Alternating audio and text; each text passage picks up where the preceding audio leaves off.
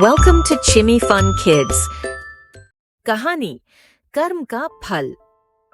बहुत समय पहले की बात है। उत्तर भारत के एक छोटे से गांव धवलपुर में दो सगे भाई रहते थे, हरि और अर्जुन। दोनों के पिता एक साधारण किसान थे जो ईमानदारी और मेहनत में विश्वास रखते थे।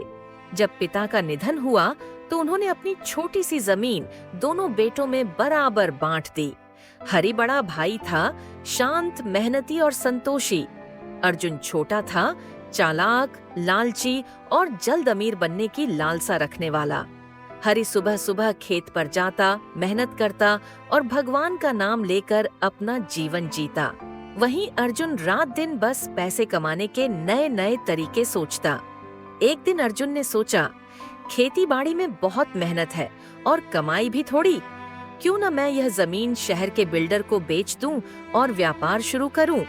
उसने हरि से कहा, भैया ये जमीन बर्बाद हो रही है, बेच देते हैं और कुछ बड़ा करते हैं।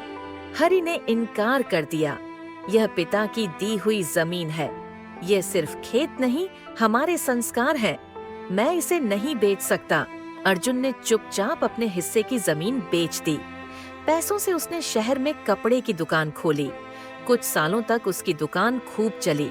उसने गाड़ी, घर और नाम कमाया। लेकिन धीरे धीरे उसने आलसी और घमंडी होकर गलत रास्ते पकड़ लिए। उसने मिलावट करना शुरू किया, टैक्स चुराने लगा और रिश्वत देने से भी पीछे नहीं हटा। हरि ने अपनी जमीन पर मेहनत जारी रखी। उसने जैविक खेती शुरू की, अपने खेत में गाय भैंसें पाली और गांव के बच्चों को निःशुल्क पढ़ाना शुरू किया। वह साधारण जीवन जीता था, लेकिन गांव में सभी उसे आदर से देखते थे। उसकी ईमानदारी, सेवा और भक्ति गांव वालों के लिए प्रेरणा बन गई। एक दिन एक सरकारी कृषि अधिकारी उसके खेत में आया और उसकी जैविक खेती से बहुत प्रभावित हुआ। हरि को सरकार की ओर से सम्मान पत्र मिला और उसकी खेती को मॉडल फार्म घोषित किया गया। अब हरि को विदेशों से भी ऑर्गेनिक सामान के ऑर्डर मिलने लगे। उधर अर्जुन की दुकान में एक दिन नकली कपड़े का बड़ा घोटाला सामने आया। पुलिस ने रेड की, दुकान सील कर दी गई और कोर्ट केस चला। अर्जुन को जेल की सजा हुई और उसकी संपत्ति भी जब्त कर ली गई। जब वह जेल से निकला तो न घर था, न पैसा, न कोई रिश्तेदार साथ। वह टूट चुका था।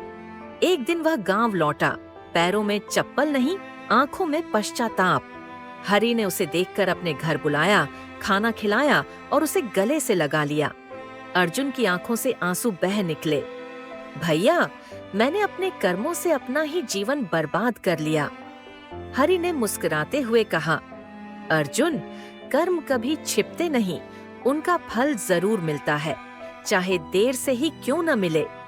पर अच्छा कर्म तुम्हें हमेशा सहारा देता है और बुरा कर्म एक दिन जरूर गिराता है। अर्जुन ने अब खेत में हरि के साथ काम करना शुरू किया। उसने अपने अनुभव से हरि की खेती को और बेहतर बनाने में मदद की। कुछ वर्षों में वह भी एक सच्चे किसान बन गया। गांव में अब लोग अर्जुन को भी आदर से देखने लगे। लेकिन अर्जुन ने हमेशा एक बात दोहराई, मैंने अपने कर्मों से जो सीखा वो सबसे बड़ा पाठ है। कहानी की सीख, कर्म का फल हमें जीवन में जरूर मिलता है। अच्छे कर्म देर सवेर सम्मान और सुख लाते हैं, जबकि बुरे कर्म चाहे कितने भी छिपा लो, एक दिन सामने आ ही जाते हैं। Thank you for watching. Like, share and subscribe. Bell icon दबाना ना भूले।